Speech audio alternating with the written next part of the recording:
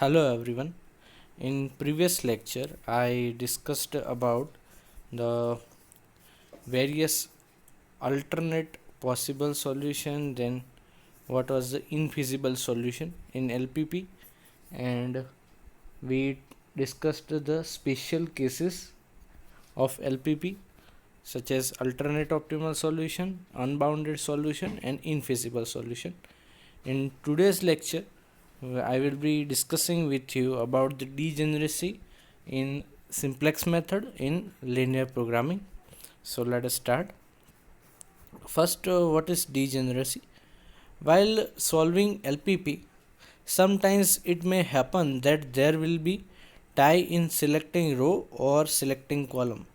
वो हमने previous section में देखा कि कई जगह पे पॉसिबिलिटी है कि जब हम रो या कॉलम सिलेक्ट करते हैं उस टाइम वहाँ पे उन दोनों में टाई होता है। ठीक है, तो उन दोनों में से कौन सा एंटरिंग वेरिएबल ले और कौन सा लिविंग वेरिएबल ले, तो वो डिसाइड करने में प्रॉब्लम आ सकती है। तो वो कैसे सिलेक्ट करेंगे?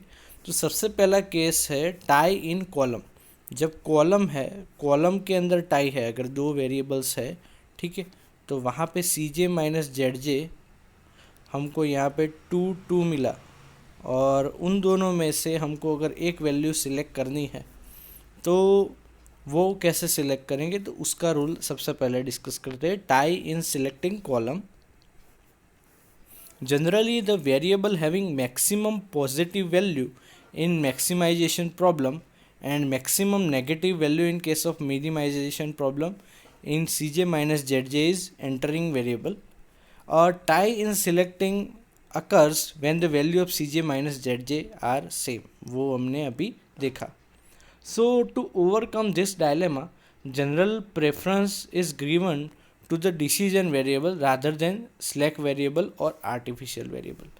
अभी suppose ये हमारा टेबल है, इसके अंदर ये x1 है, x2 है यहाँ पे, और यहाँ पे स्लैक वेरिएबल है s1 s2 और आर्टिफिशियल वेरिएबल है a1 a2, और यहाँ पे जो बॉटम कॉलम होगी वो है सी जे माइनस जेड जे।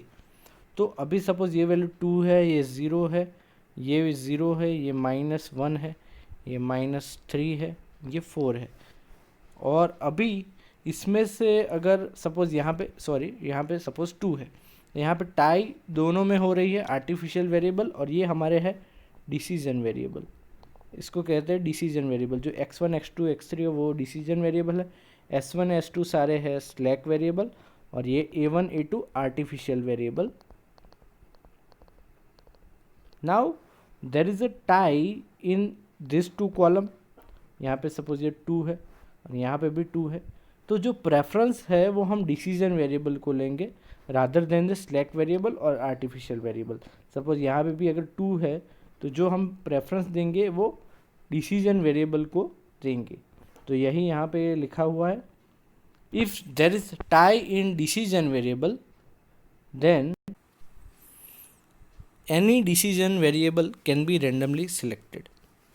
अभी यहाँ पे सपोज़ जो हमने आगे केस देखा था कि सपोज़ ये हमारा डिसीजन वेरिएबल है x1 x2 x3, और यहाँ पे जो सी जे माइनस जेड जे हमको मिला, सपोज़ यहाँ पे 2 2 और 1 मिला, तो यहाँ पर दोनों में टाई है तो हम दोनों में से कोई भी एक सिलेक्ट कर सकते हैं। ठीक है, यहाँ पे ऐसा कोई रूल नहीं है कि यही सिलेक्ट करे या यही सिलेक्ट करे, बट अगर सही सिलेक्ट किया होगा तो इटरेशन थोड़े कम हो जाएंगे, और अगर रॉन्ग किया तो इटरेशन एक आध टेबल बढ़ जाएगा, लेकिन हमको सॉल्यूशन मिल जाएगा। although there is no particular method but this thumb rule is used to overcome such condition, और यही थंब रूल यहाँ पे यूज़ किया जाता है। If the wrong selection is done while selecting the column it will lead to optimal solution but it will increase the number of iteration। जो हम table बना रहे थे वो टेबल इंक्रीज हो जाएंगे अगर गलत सी जे माइनस जेड जे ले लिया तो। ठीक है, so this is about the tie in selecting column और entering variable. Now let us discuss about the tie in selecting row और लीविंग वेरिएबल। अभी जो दूसरी कंडीशन है उसके अंदर क्या होगा कि सपोज़ ये यहाँ पे x1 x2, यहाँ पे s1 s2 ये है वेरिएबल, यहाँ पे ये x1 है, ये s1 है, और यहाँ पे ये जो बी आई है वो राइट हैंड साइड थी और जो थीटा है वो रेशियो था, थीटा जो हमको मिला वो सपोज यहाँ पे मिला 2:2। अभी इन दोनों में टाई है, तो लिविंग वेरिएबल कौन सा होगा, मतलब की रो हम कौन सी सिलेक्ट करें, तो उसके लिए हमारा रूल क्या है वो डिस्कस करते हैं। If there is tie in minimum non negative ratio यानी कि जो थीटा था वो of the variable, then such condition is called as degeneracy, और इसी कंडीशन को हम कहते हैं डीजेनरेसी। एंड सच सॉल्यूशन जो हमको मिलेगा उसको हम कहते हैं डीजेनरेटेड सॉल्यूशन, और ऐसा जो सॉल्यूशन हमको मिलेगा वो डीजेनरेटेड सॉल्यूशन होगा। नाउ डीजेनरेसी में also occur in initial stages when at least one of initial basic variable is zero in IBFS। अभी जो डीजेनरेसी कब आ सकती है, जब इनिशियल स्टेजेस में हम लेते हैं, ठीक है, इनिशियल स्टेजेस में यहाँ पे जो बेसिक हम लिखते थे, सो बेसिक के अंदर x1 का कोफिशिएंट अगर 0 है, x2 का 0 है, या कोई भी एक 0 है, तो जो भी जो सॉल्यूशन है अगर वो 0 है, इनिशियल बेसिक सॉल्यूशन में वन बेसिक वेरिएबल अगर 0 है x1 या x2 में से, तो यहाँ पे IBFS यहाँ पे डीजेनरेसी हमको मिल सकती है। So degeneracy occurs in 2 conditions. सबसे पहली है there is a tie in minimum non negative ratio, यानी कि अगर जो भी थीटा है उसमें हमको टाई मिलेगी, जो थीटा है उसकी वैल्यू अगर सेम मिली तो वहाँ पे हम कैसे सिलेक्ट करें की रो, और when at least one basic variable is 0, या फिर जो बेसिक वेरिएबल है x1 x2 x3 इनमें से कोई भी एक अगर 0 है, तो उसके लिए जो IBFS है दिस में occur when the right hand side of constraint is 0, यानी कि x1 इज़ लेस देन और इक्वल टू 0, ऐसी कोई कंडीशन दी हुई है, तो जो x1 इज इक्वल टू यहाँ पे क्या होगा, right hand side BI will be 0, तो ऐसा केस में अगर पॉसिबल है। If arbitrary selection of outgoing is done, then this will result in other tied variable become 0 and in next table and the solution said is degenerated। यहाँ पे हम thumb rule use नहीं कर सकते, जैसे कि कॉलम में हम रैंडमली कोई भी एक सिलेक्ट करेंगे तो चलता था, लेकिन यहाँ पे अगर रैंडमली सिलेक्ट किया तो जो दूसरा वेरिएबल होगा x2, suppose x1 is equal to 0 है, या तो फिर जो थीटा है वो हमको यहाँ पे टाई मिला, थीटा की वैल्यू कॉमन मिली, तो यहाँ पे अगर हम जो भी आर्बिटरी कोई भी अगर सिलेक्ट करेंगे कोई भी रो, तो यहाँ पे क्या होगा कि ये जो दूसरा वेरिएबल था x1 तो 0 था ही सपोज, और तो जो x2 है वो भी हमको 0 मिलेगा, यानी कि जो z इज इक्वल टू क्या हो जाएगा, 0 हो जाएगा हमारा ऑब्जेक्टिव फंक्शन। सो यहाँ पे नेक्स्ट टेबल नहीं मिलेगा और जो सॉल्यूशन मिलेगा वो डीजेनरेटेड हो जाएगा। There is no assumption that the value of objective function will improve since new solution may remain degenerated। अभी यहाँ पे हम कोई assumption नहीं, assurance श्योरिटी नहीं दे सकते कि जो भी ऑब्जेक्टिव फंक्शन है वो इम्प्रूव करेगा और जो नया सॉल्यूशन होगा वो डीजेनरेटेड नहीं रहेगा। So this seriously reduces the efficiency of simplex method and result in endless cycling without improving the solution. So यहाँ पे ये सिंप्लेक्स मेथड की आप एरर कह सकते हो कि इसकी वजह से क्या होगा कि जो भी साइकिल है वो रिपीट हो जाएगी, यानी कि टेबल पे टेबल हमको मिलेंगे लेकिन जो ऑप्टिमल सॉल्यूशन है वो इम्प्रूव नहीं होगा। To overcome this perturbation, which is very much important method, perturbation method is applied and following are the steps for the same. Remember this is the perturbation method and we will use in the example. First, divide the each element in tied row by positive coefficient of key column in that row। यानी कि suppose ये हमारा table है, यहाँ पे ये x1 है, x2 है, s1 s2 और यहाँ पे ये bi है, उसके बाद थीटा है। फिर क्या होगा, जो वैल्यू है, सपोज़ यहाँ पे हमको cj माइनस zj मिल गया और यहाँ पे टाई जो है वो यहाँ पे सपोज़ इन दोनों में टाई है। सो इनमें से कौन सी हमको रो सिलेक्ट करनी है वो डिसाइड करना है। तो सपोज़ ये हमको सबसे पहली सेकंड वाली अगर की कॉलम मिली, ये हमको की कॉलम मिली Cj माइनस जेड से तो हमको क्या करना है कि जो भी divide the each element in tied row by positive coefficient of key column, यानी कि ये जो टाई रो है, यानी कि यहाँ पे जो एलिमेंट है, यहाँ पे है, यहाँ पे है, यहाँ पे है, इन सब में हमको क्या करना है, ये यहाँ पे सपोज़ 1 है और यहाँ पे 2 है और यहाँ पे सपोज़ वैल्यू है 3, तो हमको 3 को 1 से डिवाइड करना है और यहाँ पे जो एलिमेंट है इसको 2 से डिवाइड करना है। यानी कि यहाँ पे जो भी एलिमेंट है इसको हम जो की कॉलम का एलिमेंट है उससे डिवाइड करेंगे और यहाँ पे जो एलिमेंट है इसको उससे डिवाइड करेंगे। सब में ऐसा कर दिया तो जो भी टाई वाली है उसमें हमको ये चीज़ करनी है कि जो भी टाई वाली रोज़ है उसमें जो भी एलिमेंट्स है बाकी के की कॉलम के अलावा उसको क्या करना है, वो की कॉलम नंबर से डिवाइड कर देना है। ठीक है। और जो दूसरा स्टेप है, कंपेयर द रिजल्टिंग रेशियो, और जो भी रिजल्टिंग रेशियो हमको मिलेगा कॉलम बाय कॉलम उसको कंपेयर करना है। And first in identity, then in the body of simplex table from left to right, left से लेके राइट तक हमको कंपेयर करना है।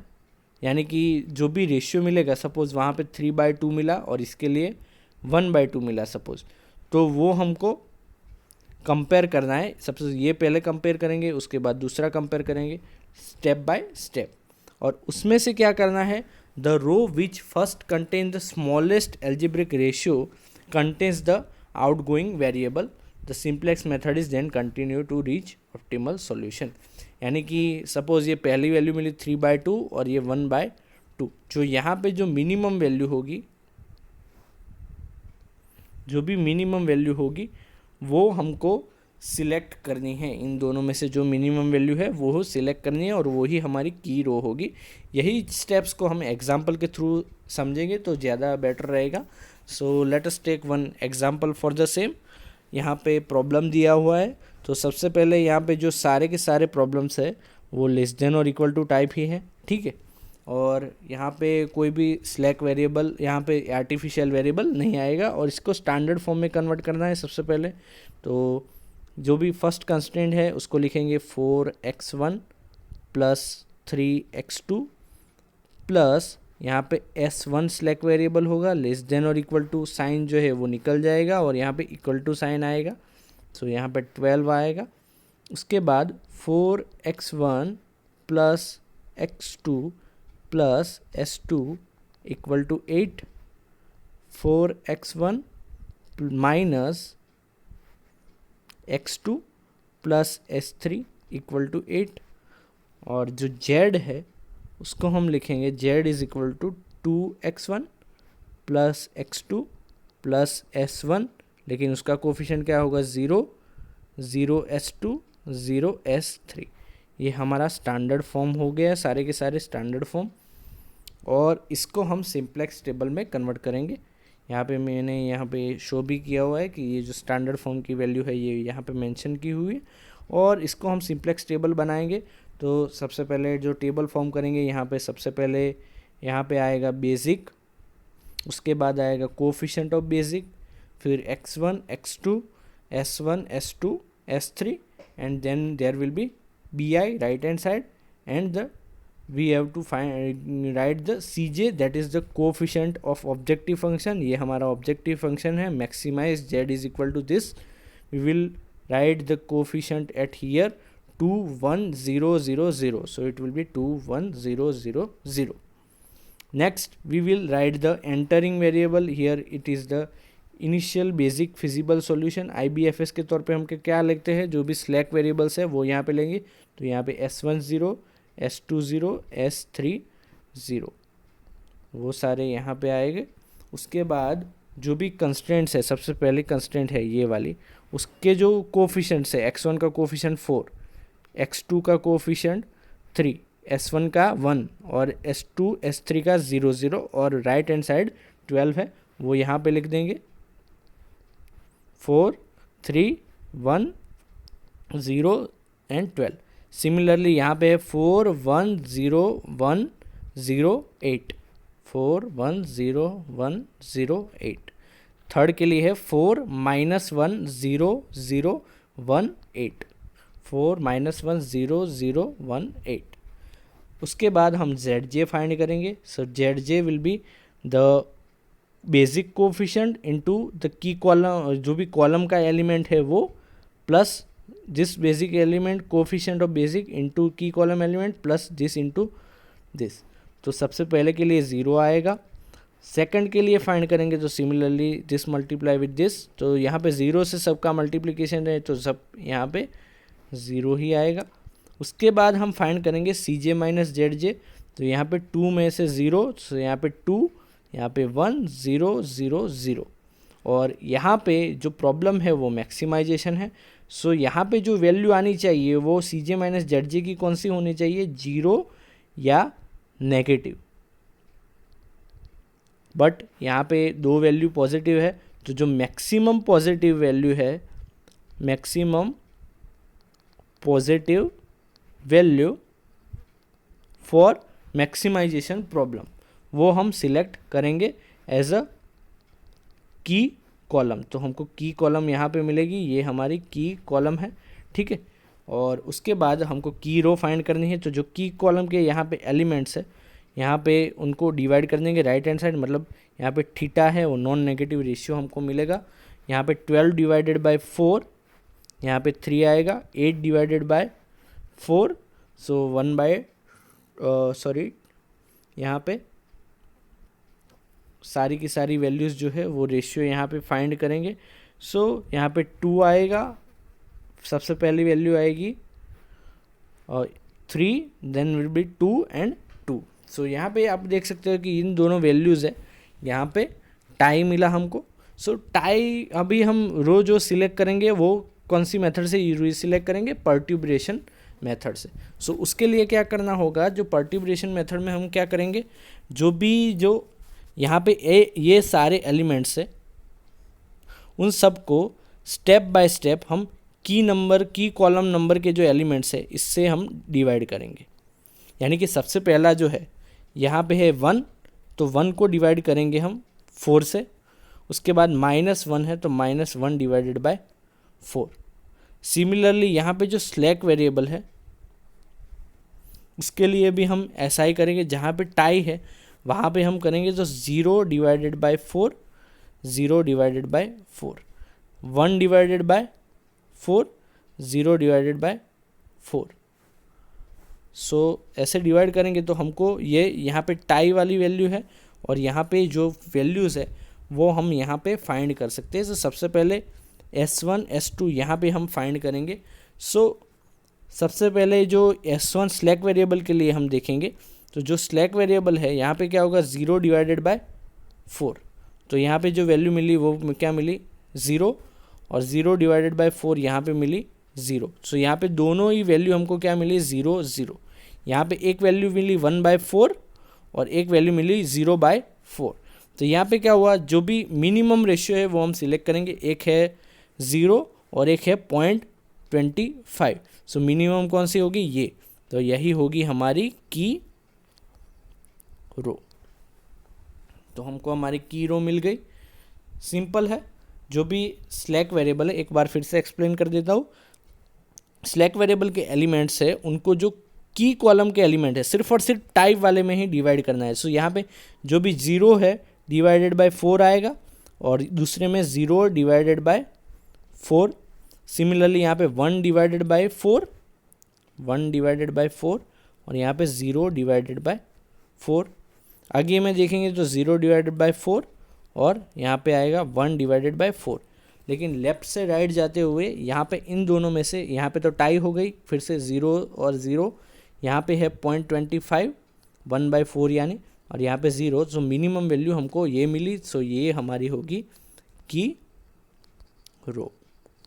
और इससे हम आगे सिंप्लेक्स मेथड का यूज़ करके इसको सॉल्व करेंगे, ठीक है। सो जो हमको जो ये यहाँ पे की रो मिल गई और ये की कॉलम मिल गई, तो ये हमारा है की नंबर। और आगे जो स्टेप्स है वो सेम है सिंप्लेक्स मेथड का यूज़ करके। सबसे पहले बेसिक लिखेंगे, CB लिखेंगे, x1 x2 s1 s2 s3 B I जो सी जे है वो भी सेम रहेगा। उसके बाद S1 S2, यहाँ पे जो भी एंटरिंग वेरिएबल होगा वो कौन सा होगा, x1 2, यहाँ पे x1 2 आएगा, और ये S3 0 है वो लिविंग वेरिएबल हो जाएगा, और ये एंटरिंग वेरिएबल यहाँ पे होगा। सो x1 2। उसके बाद जो यहाँ पे जो है की नंबर और ये की रो है, तो की रो को हम की नंबर से डिवाइड कर देंगे तो यहाँ पे सेम आ जाएगा। जो 4 डिवाइडेड बाय 4 होगा तो यहाँ पे क्या होगा, 1 वैल्यू आएगा। और ये जो है इसके लिए हम क्या करेंगे, फ्रैक्शन रेशियो फाइंड करेंगे, F R that will be equal to, जो फ्रैक्शन रेशियो होगा वो क्या होगा, जो भी की कॉलम का एलिमेंट है यानी कि 4 डिवाइडेड बाय की नंबर यानी कि 4, जो फ्रैक्शन रेशियो है हमें क्या मिला 1, और ये ओल्ड नंबर कितना है 4, ओल्ड नंबर 4 है। तो ओल्ड नंबर में से हम फ्रैक्शन रेशियो जो भी की नंबर है उसको माइनस करेंगे, जो भी की रो एलिमेंट है दैट इज़, जो भी करस्पॉन्डिंग की रो एलिमेंट दैट इज़ 4 इंटू 1। सो यहाँ पे आंसर आएगा 0। उसके बाद सेकंड के लिए फाइंड करेंगे तो 3 माइनस करस्पॉन्डिंग नंबर कितना है -1 इंटू की फ्रैक्शन रेशियो कितना मिला 1। सो यहाँ पे माइनस माइनस प्लस, सो यहाँ पे 4 आएगा आंसर। सिमिलरली सारी वैल्यूज़ फाइंड करेंगे, फिर FR2 फाइंड करेंगे, इसके लिए फ्रैक्शन रेशियो फाइंड करेंगे तो जो 4 है डिवाइडेड बाय की नंबर यानी कि करस्पॉन्डिंग जो इस रो के लिए फाइंड करना है हमको, तो जो की कॉलम में एलिमेंट है दैट इज़ 4, और उसके बाद जो की नंबर है वो कितना है 4, तो यहाँ पे भी फ्रैक्शन रेशियो 1 ही आएगा। सो ओल्ड नंबर कितना है, ओल्ड नंबर फ्रैक्शन रेशियो हमको 1 मिला, तो ओल्ड नंबर 4 है, माइनस करस्पॉन्डिंग नंबर कितना है 4 की रो का, और जो फ्रैक्शन रेशियो है वो 1 है, तो यहाँ पे आंसर आएगा 0। और सिमिलरली सारी वैल्यूज़ फाइंड करेंगे। उसके बाद जो की रो है उसको की नंबर से डिवाइड कर देंगे और ZJ फाइंड करेंगे।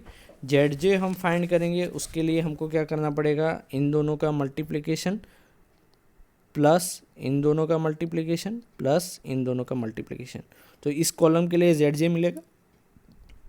दूसरी कॉलम के लिए फाइंड करेंगे तो इन दोनों का मल्टीप्लिकेशन प्लस इन दोनों का मल्टीप्लिकेशन प्लस इन दोनों का मल्टीप्लिकेशन, सो यहाँ पे आएगा -1/2। सेम वे हम फाइंड करेंगे ZJ, और उसके बाद हमको मिलेगा CJ माइनस ZJ, और वो इसका डिफरेंस होगा इन दोनों का, यहाँ पे 0 आएगा, और यहाँ पे 3/2 -1/2 यानी कि माइनस माइनस प्लस हो जाएगा, इसलिए 3/2 आएगा, फिर 0 0 और -1/2। सो यहाँ पे फिर से हमको ये जो है की कॉलम मिलेगी, और हम यहाँ पे थीटा फाइंड करेंगे।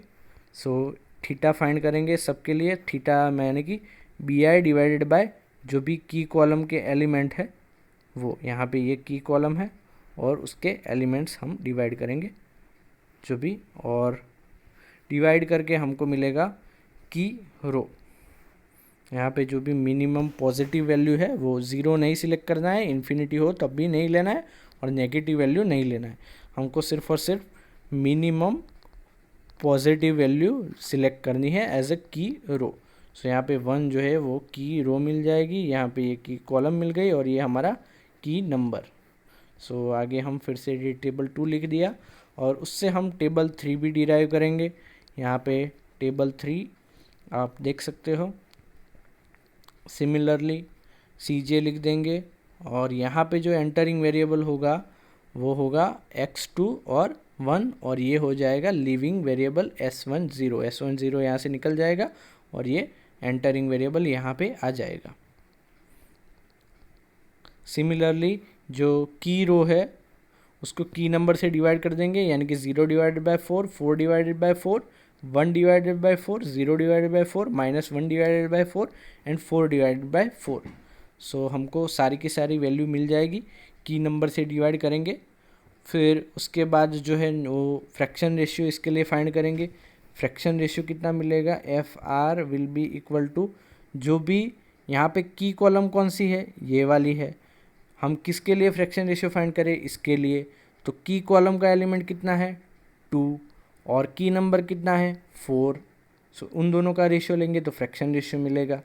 ओल्ड नंबर कितना है, ओल्ड नंबर है 0, ओल्ड नंबर 0 को हम यहाँ लिखेंगे, माइनस क्या करेंगे, करस्पॉन्डिंग की रो नंबर, की रो कौन सी है, ये वाली है, उसमें करस्पॉन्डिंग मतलब उसकी लाइन में जो आता हो वो नंबर, यानी कि ये वाला नंबर। सो 0 इंटू क्या करना है, फ्रैक्शन रेशियो, फ्रैक्शन रेशियो कितना है 1/2। तो यहाँ पे क्या होगा, आंसर आएगा 0। दूसरे के लिए फाइंड करेंगे, वैसे ही सब के लिए फाइंड कर देंगे। उसके बाद हमको क्या करना है, थर्ड के लिए फ्रैक्शन रेशियो फाइंड करना है, थर्ड रो के लिए फ्रैक्शन रेशियो फाइंड करने के लिए क्या करना होगा, ये की कॉलम है तो की कॉलम में एलिमेंट कौन सा है, -1/4, उसको डिवाइड करना है की नंबर से, की नंबर कितना है 4, तो फ्रैक्शन रेशियो कितना यहाँ पे मिलेगा 1/16 मिलेगा, ठीक है, -1/16। और उसके बाद हमको क्या करना है, जो भी आगे की वैल्यूज़ है वो सारी फाइंड करनी है। यहाँ पे ओल्ड नंबर कितना है 1, माइनस करस्पॉन्डिंग रो में नंबर कितना है 0, इंटू फ्रैक्शन रेशियो यानी कि 0 हो जाएगा, और यहाँ पे आंसर आएगा 1। सिमिलरली सारी वैल्यूज़ फाइंड करेंगे और उसके बाद जेड जे फाइंड करेंगे। जेड जे जो होगा वो इसका मल्टीप्लिकेशन प्लस इन दोनों का मल्टीप्लिकेशन प्लस इन दोनों का मल्टीप्लिकेशन, फिर सेकंड के लिए इसका मल्टीप्लिकेशन इसके साथ प्लस इसका मल्टीप्लिकेशन इसके साथ प्लस इसका मल्टीप्लिकेशन इसके साथ। सिमिलरली सबके लिए जेड जे फाइंड करेंगे और सी जे माइनस जेड जे में क्या करना है, इन दोनों का डिफरेंस लेना है और वहाँ पे वैल्यू पुट करनी है, ठीक है। और यहाँ पे आप देख सकते हो कि जो सारी वैल्यूज़ हमको मिली आइदर वो क्या है, नेगेटिव और 0। सो जो हमारा सॉल्यूशन मिला वो हमको ऑप्टिमल मिला। और यहाँ पे जो x2 की वैल्यूज़ है, x2 इज इक्वल टू क्या है, यहाँ पे स्ट्रेट फॉरवर्ड आप देख सकते हो 1 है, x1 इज इक्वल टू क्या है 9/4। तो हमारा जो z था 2x1 प्लस x2 उसके अंदर ये है वैल्यूज़ हम पुट करेंगे और जो z है वो हमको फाइनल आंसर यहाँ पे मिल जाएगा, जो कितना होगा 9/2 जितना समथिंग होगा, 9/2 plus 1, 9/2 plus 1 and the answer will be 11/2। सो यहाँ पे आप देख सकते हो ये हमारा फाइनल आंसर मिल गया, x1 इज इक्वल टू 9/4 और x2 इज इक्वल टू 1 और z is equal to 11/2। So this was about the degeneracy in transportation, and we discussed about also one taken the example of simplex method in which there was a tie in row, ठीक है। So this is the end of today's lecture. Thank you very much for listening me carefully. Have a nice day.